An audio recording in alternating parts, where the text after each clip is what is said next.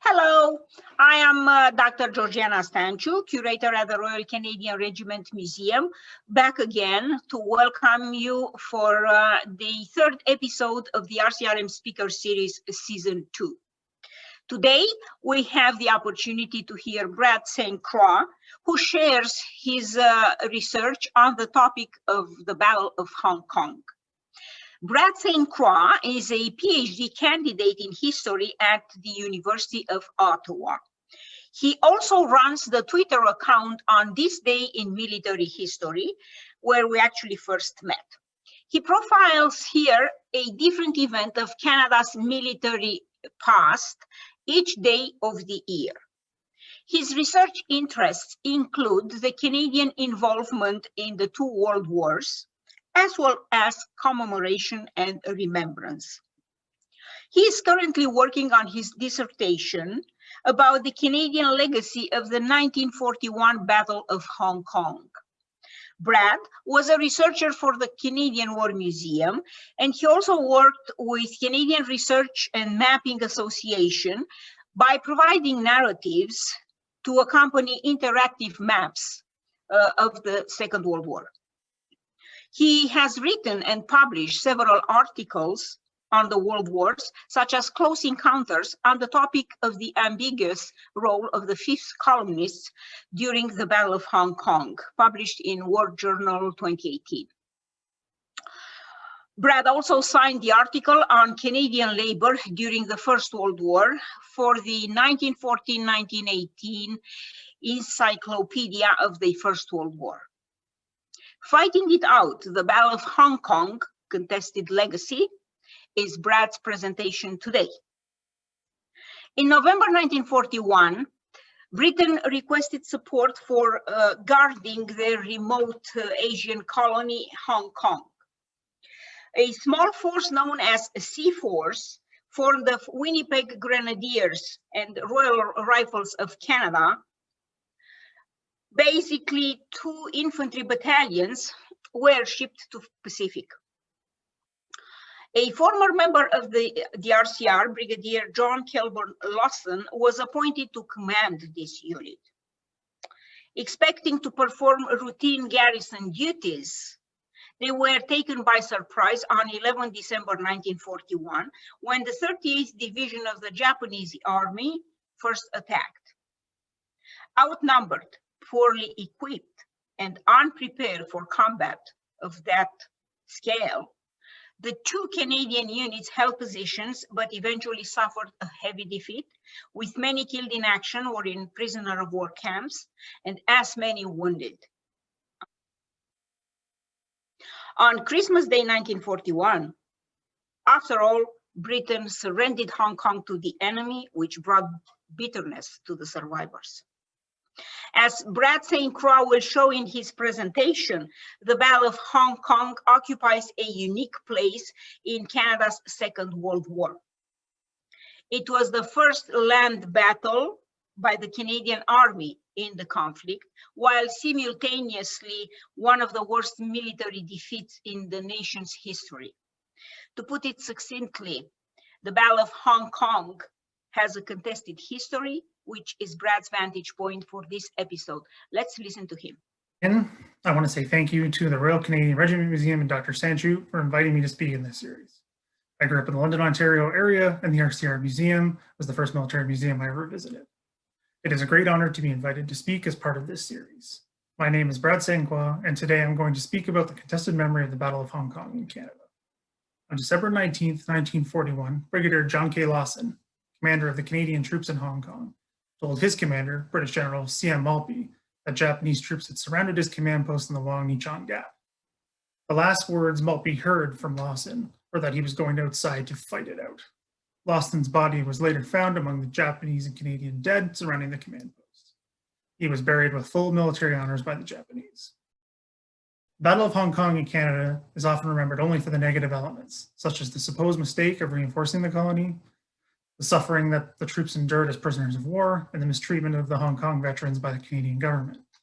This negative legacy was purposely created by many for their own goals, but there is much more that can be taken from Canada's participation in the Battle of Hong Kong than negatives. To begin, I will give a brief outline of my talk. First, there will be a short introduction that will discuss the Canadian reinforcement of the Hong Kong garrison, battle itself, and the years that the troops spent as prisoners of war. Next, I will move to three main areas and events that have shaped how the battle is viewed and remembered in Canada. The first is the 1942 inquiry on the dispatch of Canadian troops to Hong Kong. The years of poor treatment of the Hong Kong veterans by the Canadian government after the war will be discussed next. Finally, the impact of the documentary series The Valor and the Horror, released in 1992, will be examined. I will end the presentation with a look at the status of the legacy of the Battle of Hong Kong in Canada into the 20th century, with the Hong Kong Memorial Wall being an important turning point in this legacy. You may be asking, why were Canadian troops sent to a faraway British colony in Southeast Asia when the war in Europe was in full swing? There are both short and long-term answers to this question. For our purposes today, we will discuss only the short term. The most immediate cause for Canadians being sent to Hong Kong was a meeting that Brigadier Arthur Edward Gressett, the general officer commanding of Hong Kong from 1938 to 1941, had with General Harry Criar, the Chief of the General Staff of the Canadian Army and Minister of Defense J.L. Ralston, in Ottawa in late 1941. All three men denied discussing using Canadian troops to reinforce Hong Kong. But given the series of events that followed this meeting, these claims are highly suspect. Gressett, Canadian by birth and a graduate of the Royal Military College in Kingston, was returning to Britain after his tenure as commander of Hong Kong ended. Upon reaching Britain, Gressett met with the British chiefs of staff and suggested that Canadian troops could reinforce Hong Kong. This recommendation came after years of discussion within British military circles on the question of reinforcing Hong Kong. Dominion Offens in Whitehall cabled Ottawa asking if Canada could provide troops to reinforce Hong Kong.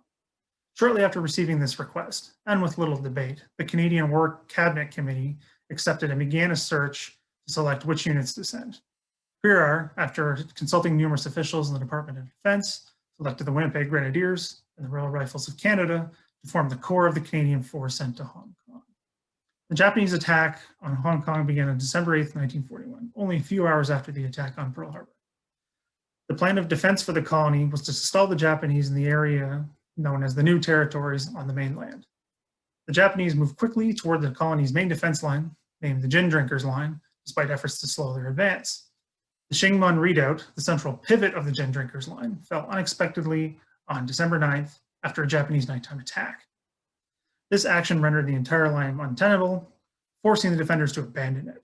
On the 11th, a general retreat from the mainland was ordered. Once all the troops were on Hong Kong Island, the garrison was split into two brigades. The West Brigade was commanded by Brigadier Lawson, who had served with the Royal Canadian Regiment prior to the war, and the East Brigade was placed under the command of British Brigadier Cedric Wallace.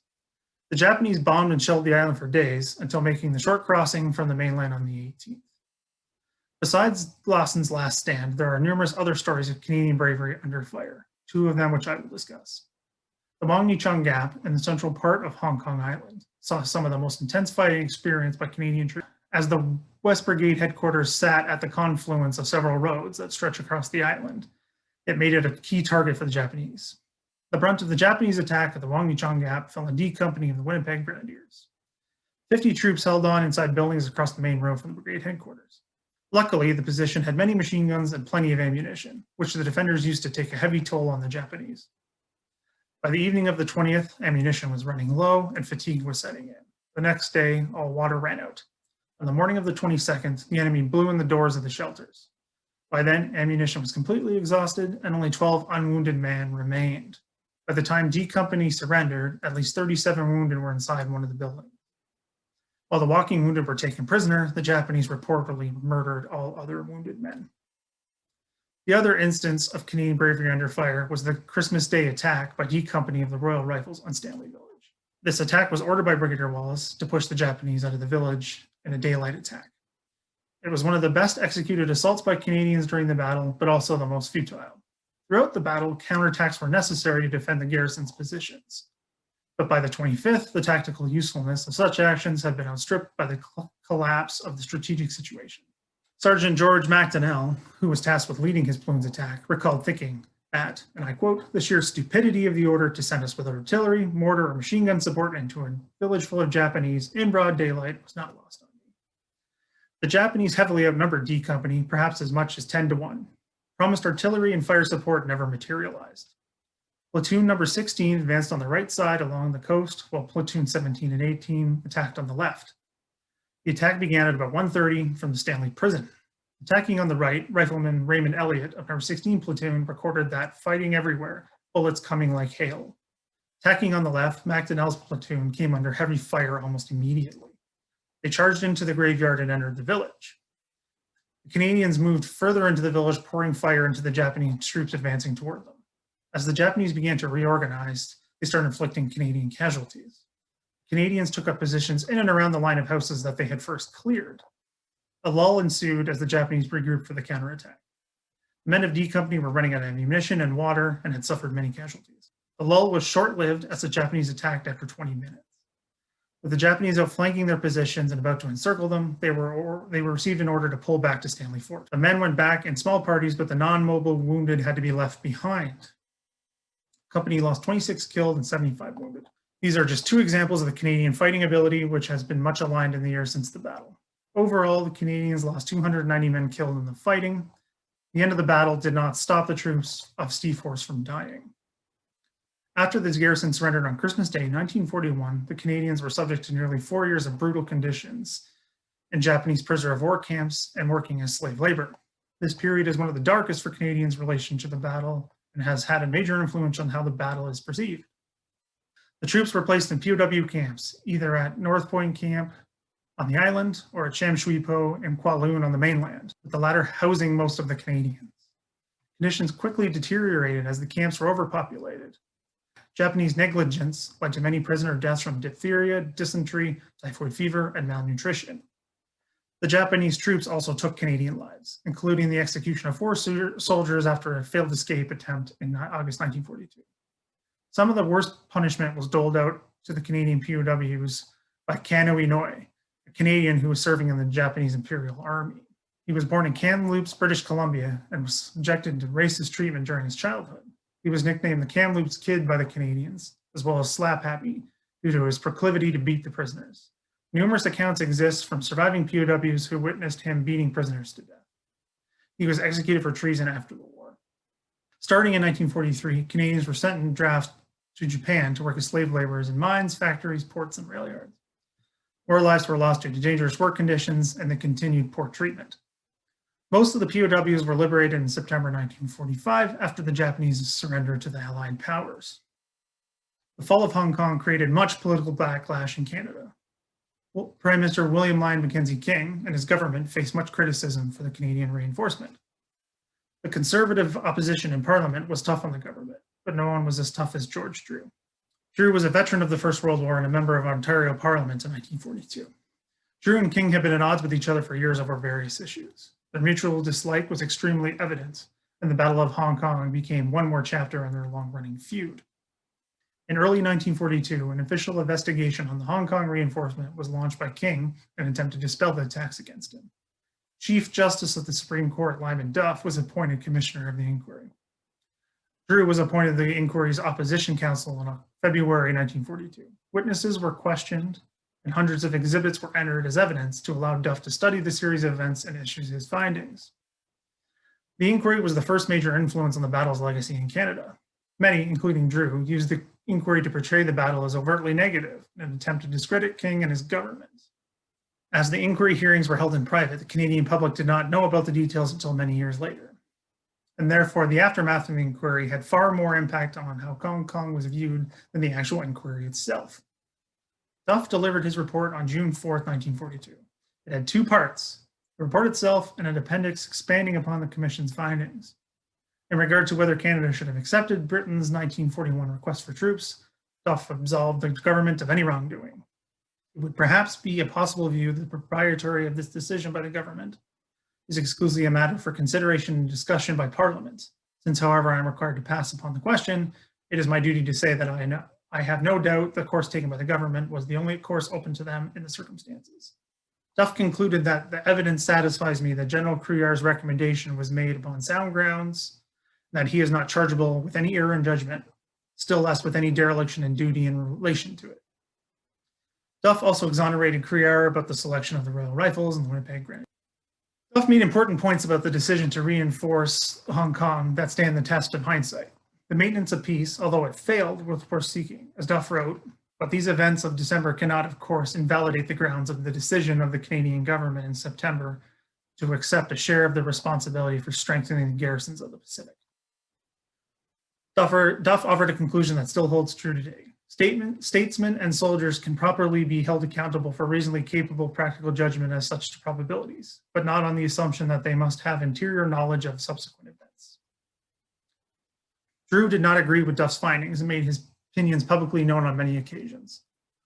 One such incident led to King's government charging Drew on July 3, 1942, for unlawfully making a statement or reference with respect to the report of the Crown Colony of Hong Kong, likely to prejudice the recruiting of His Majesty's forces, contrary to the defense of Canada regulations.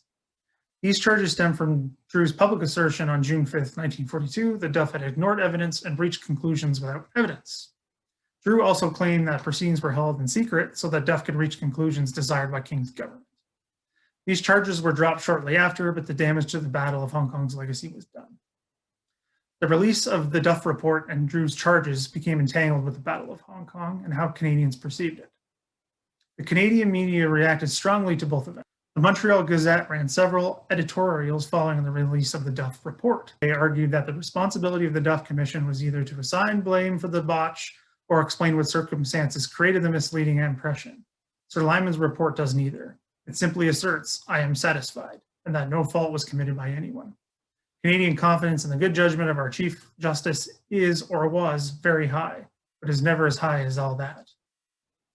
The Winnipeg Tribune called for the government to give the Canadian people assurance that the mistakes learned during the inquiry would be applied for the betterment of the Canadian Army. The Globe and Mail out of Toronto claimed that if King kept the facts of Hong Kong secret, it is the final step in the death of freedom in Canada. The inquiry, the charges against Drew, and the media reaction were some of the first exposure of the Battle of Hong Kong to much of the Canadian public. This contributed a negative start to the legacy of how the battle was viewed in Canada, a trend that continued into the post-war years. Another area that contributes to the overall negative perception of the battle in Canada is the treatment of veterans by the Canadian government. Once the Second World War ended, members of Sea Force faced more challenges back in Canada. Hong Kong veteran Kenneth Cabon wrote, "It is difficult for me to write about my return home in the first few years in Canada. Strange it should be that way now that more than 44 years have passed. In some ways, they are harder on me than the years in prison camp. There, the only goal was to survive." William Allister described the difficulty that he faced trying to reintegrate with his family. "The more I strove to become part of this setting, the more it eluded me. Along with this awareness came an undefined anxiety that gnawed at me, as if some furry tarantula had slipped into my brain, was creeping about with its soft, threatening steps. This was to be the hallmark of former POWs in the years ahead." Many of the returning veterans subsequently suffered from psychological issues and general poor health. Many veterans had difficulty reintegrating back into civilian society. Many of them employed alcohol as a coping mechanism after their return to civilian life. Andrew Flanagan used alcohol to sleep after returning from the POW camps. He recalled that beer helped him sleep and that whiskey made him fightable. Not all the veterans had long-term difficulty readjusting to life. Cabon, astonished that the government would pay for his university schooling and give him a monthly stipend, believed that the Canadian government did more for its veterans than any other belligerent country. Alistair's experience was more negative. There was no counseling, no advice, no awareness that we might act or feel any differently. It was sink or swim, you're on your own, boys. Like good Canadians, we expected nothing, got nothing. We were paid off in a lump sum, 4 years back pay shoved in the pocket of my battle dress. And 5 days that landed me on the train home, stomach inflamed, fingers trembling, nerves shot. In his book on the Hong Kong prisoners of war, Charles Rowland noted, by 1949, it had become apparent that the rehabilitation of these former prisoners of the Japanese had not proceeded as well as hoped or expected. Financial compensation was also lacking. In 1951, the Allied powers and Japan signed a treaty of peace that officially ended the war in the Pacific. One provision provided the Hong Kong POWs with a payment of $1,995, or $1.50 for every day of their incarceration by Japan, as compensation. An important distinction, particularly for the former POWs, was that the payment did not come directly from Japan itself, but from seized Japanese assets held in Canada. As veteran Roger Sierra has stated, "I feel that the day I was captured by the Japanese, that my personal rights were hacked to death. I became a non-person. I was treated worse than a dog. I further believe that when the time came for the Allied powers to settle with Japan, and when they eventually did negotiate a peace treaty, and when they did sign the peace protocol in 1952, my rights were totally ignored. Moving into the post-war years, the Department of Veterans Affairs was ill-prepared to provide assistance to the Hong Kong veterans. Proper rehabilitation was lacking for many of them. Further, the issue of mental health was brushed aside to focus on physical ailments. In a March 28, 1950 letter to senior treatment medical officers of the Department of Veteran Affairs, Director of General Treatment Services W.P. Warren wrote, "While it is true and quite understandably true that besides the existence of probably organic lesion of the central nervous system, there is an emotional factor present in many of these veterans.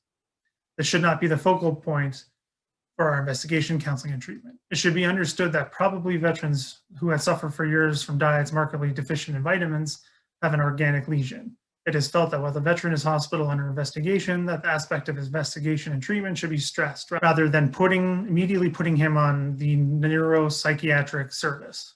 In the following year, several studies were conducted to determine how veterans' time as POWs affected their mental and physical health, to determine how much compensation they were entitled to receive from the government.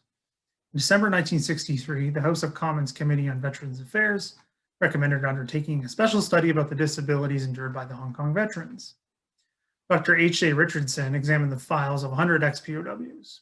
While 5% of Hong Kong veterans claimed to have suffered no disabilities from their POW experience, the rest continued to suffer in some way.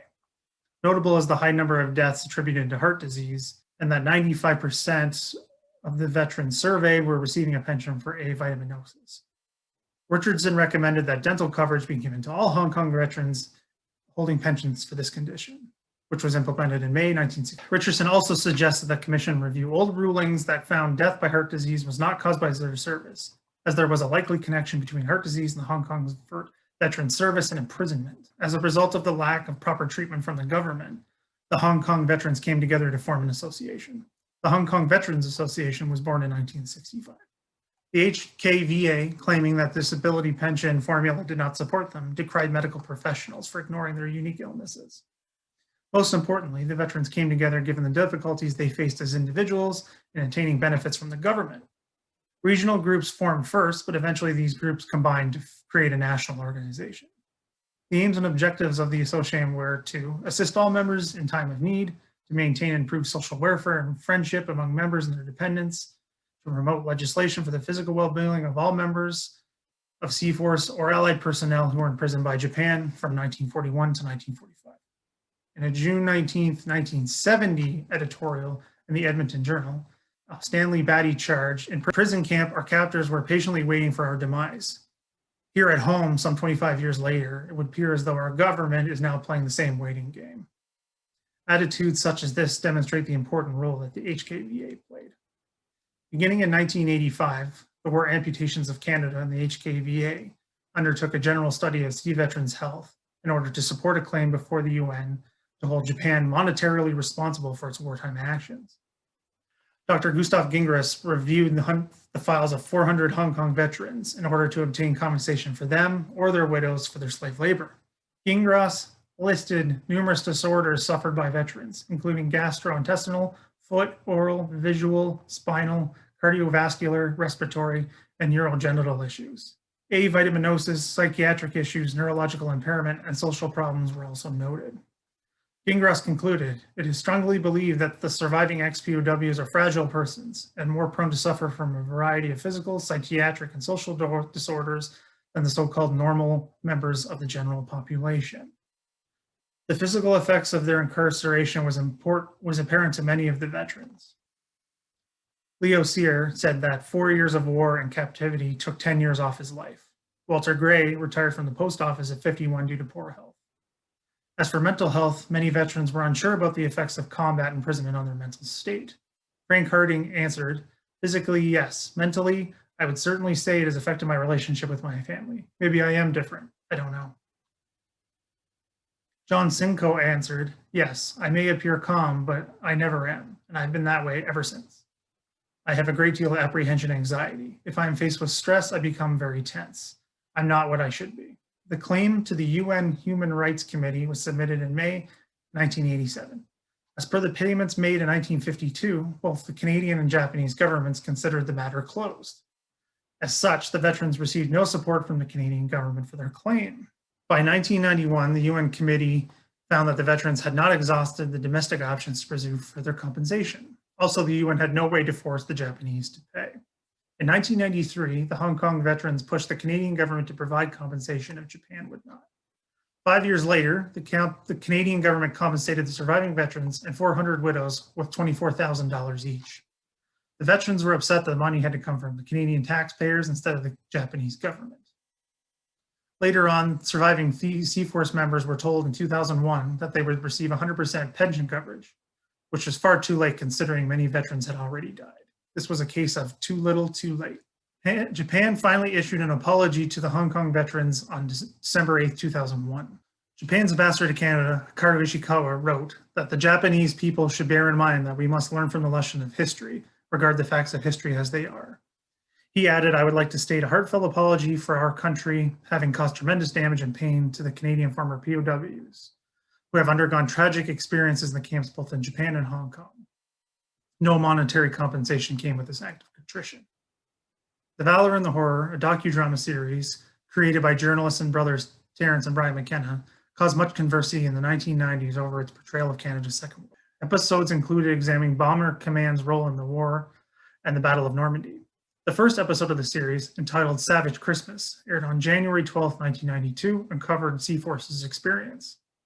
It blended footage of 2 Hong Kong veterans visiting Japan and Hong Kong, with both archival film and footage of actors reading statements supposedly said by participants and witnesses to the battle. This episode is probably the best known of the purposeful attempts in Canada to portray the battle in a negative light. Savage Christmas presented the Hong Kong reinforcement as a conspiracy between the British and Canadian governments to send Canadian troops into harm's way. The filmmakers claim that the British Prime Minister Winston Churchill, unwilling to risk British lives, tricked the Canadian government in providing the troops. The filmmakers also claim that the details of what happened to these soldiers were for a long time suppressed by the Canadian government. This claim of suppression is false, as made evident by the inquiry in 1942 and the numerous official histories published throughout the second half of the 20th century. While the federal government did try to downplay the events surrounding the battle on multiple occasions, each time it failed, which brought more attention to the story of Hong Kong. Also, the veterans were in no way prevented from telling their stories. By claiming that few Canadians knew about the Battle of Hong Kong, the McKennas endeavored to establish themselves as the only legitimate authority on this chapter of Canadian history. This episode was the least controversial of the series, as the producers did not criticize Sea-Force's role in the fighting, and they presented the suffering endured by the troops in Japanese captivity sympathetically. Despite this lack of attention, this episode is just as problematic as the others. The coverage of the fighting in Savage Christmas included numerous historical mistakes and took creative liberties when using actor portrayals. The filmmakers claim that the Royal Rifles were defending the beaches when the Japanese landed on Hong Kong Island on December 18th. This assertion was incorrect, as the 5-7 Rajputs, a British Indian Army unit, had engaged the Japanese landing, while the Royal Rifles were in a reserve position. Only one platoon of the Royal Rifles was sent forward to the coastline, which is something the filmmakers would have known if they had read the official history of the battle. The episode's narrator claimed that Sergeant John Payne had telephoned headquarters to report the Japanese landings, only to be denied artillery support by an arrogant British officer who said that the Japanese could not have possibly been on an island. The actor who portrayed Payne stated, "We're commanded by these British imperial types. Some of them just don't trust us colonials. He actually told me I must be dreaming." While a version of these events did occur, Payne was nowhere near the initial Japanese landing. With this scene, the filmmakers demonstrated their anti-British views, plus their willingness to manipulate historic events to fit their agenda.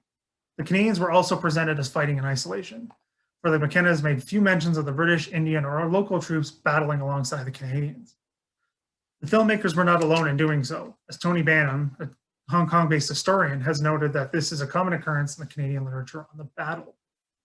The use of actor portrayals in this episode is very troubling. Payne, for example, having been executed after a failed escape attempt from POW camp, could not have relayed the words used in this episode. The portrayal of nursing sister Kay Christie is another example of how events were created for television drama. She is shown with tears welling in her eyes while stating that lectures given en route to Hong Kong instructed the men how to load a rifle. She stated, "Honestly, it's just appalling," as she looked away from the camera in disgust. But the filmmakers failed to mention that Christie had told her interviewers but the troops were only going for garrison duty. This segment was clearly filmed to invoke audience emotions. Several mistakes were also made in relation to Company Sergeant Major John Osborne's actions that earned him the Victoria Cross. The filmmakers claimed that he was defending the Wang Nichang Gap, when in fact he was at Mount Butler. They also claimed that Osborne died 2 days before Christmas, when he was in fact killed on the 19th. Very odd mistake considering the information available in the citation for Osborne's Victoria Cross. Furthermore, given the McKenna's focus on the bravery of individual Canadian soldiers during the battle, one would think such details would have been important for their research team. Finally, the narrator claimed that on Christmas Day, the Royal Rifles were, quote, ordered by the British to make a suicide charge to retake the high ground around St. Stephen's. They were annihilated. While the statement is somewhat factually correct, its tone and sentiment are misleading. Wallace was British, but the filmmaker's statement provided no context about the attack, which made it seem as though the Canadians were purposely sent to their deaths by callous imperial masters. In addition, the attack was not intended to be a suicide charge. As previously discussed, Sergeant George MacDonnell recounted the initial success that his unit had in pushing back the Japanese, only to be overwhelmed subsequently by superior Japanese numbers and firepower. While varied interpretations are inevitable in any historical debate, getting details wrong, such as the position of an infantry battalion, demonstrates the lack of basic research that went into the episode and allows one to question the historical validity of the documentary series. The producers of the series were merely interested in presenting the Battle of Hong Kong negatively and not accurately. Towards the end of the 20th century, little had changed about how the Battle of Hong Kong was viewed in Canada, but changes were on the horizon. In 1993, a new group soon took up the mantle of fighting for the Hong Kong veterans. The Hong Kong Veterans Commemorative Association, a new association to be comprised of the children of members of C-Force, was started. The new organization stemmed from the concern that HKVA members were struggling to fulfill their mission, given their advancing age and health problems. The HKVCA defined its purpose to educate all Canadians on the role of Canada soldiers in the Battle of Hong Kong and the effects of the internment of the battle survivors on both the soldiers and their families. The goal to assist the Hong Kong veterans and their widows continue with the new organization. The HKVA still participates in commemorative programs, as the veterans have an active role within the new association educating Canadian youth.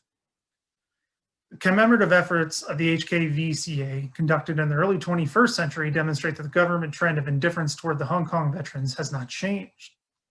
The attempts to put up a memorial to the Hong Kong veterans is evidence that this continued trend. The concept of a memorial wall was created by the HKVCA that would list all members of C-Force to commemorate its participation in the Battle of Hong Kong. Both members of the HKVCA and businesses were approached for donations. The National Capital Commission offered land, but no other help. Construction was delayed on the memorial as the NCC only allowed construction to begin after the initial design was changed. The NCC had argued that the design wasn't innovative enough and had to be improved.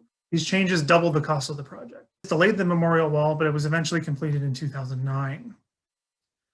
At the August 15, 2009 unveiling of the C-Force Memorial Wall in Ottawa, Philip Doddridge, president of the Hong Kong Veterans Association, remarked, "The ceremony today marks the fulfillment of a dream, a vision that started years ago when we began to realize that many of our comrades who have left this world would not be recognized for their valiant efforts of so many years ago." The memorial wall fulfills this promise. It allows a place for the Hong Kong veterans to be remembered in a positive context. They are not presented as victims of an imperial scheme or pawns in a political vendetta.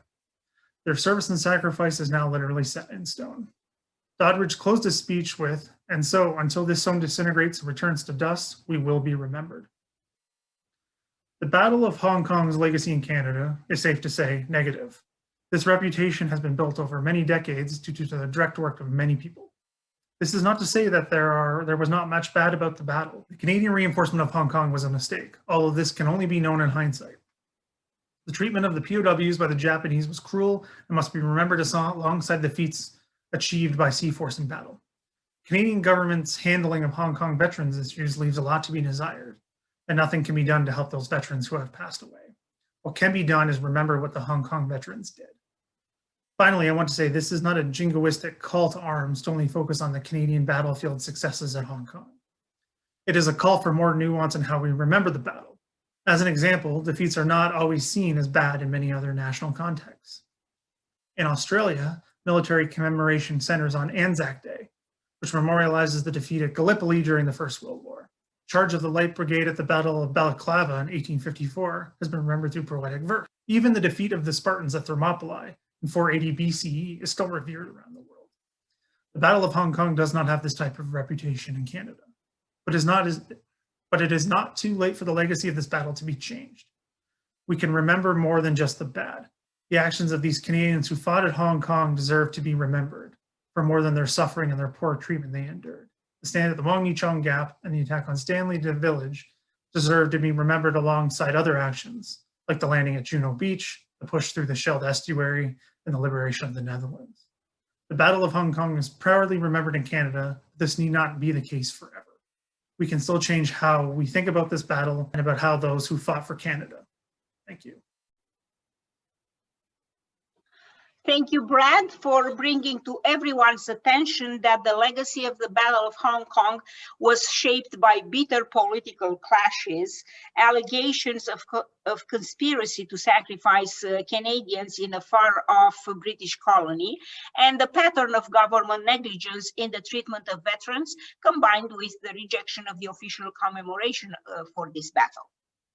Next episode of the RCRM Speaker Series, Season 2, will focus on the unique journey of the 1st Polish Armored Division, incorporated to the 1st Canadian Army during the liberation of Western Europe at the end of the Second World War. Sean Campbell will present Hussar, My Grandpapa and the Polish Experience under British Command in the Second World War. The episode will be released for the period 22 April to 20 May 2021 on the museum YouTube channel. Thank you for watching, and don't forget to subscribe on this channel for more updates.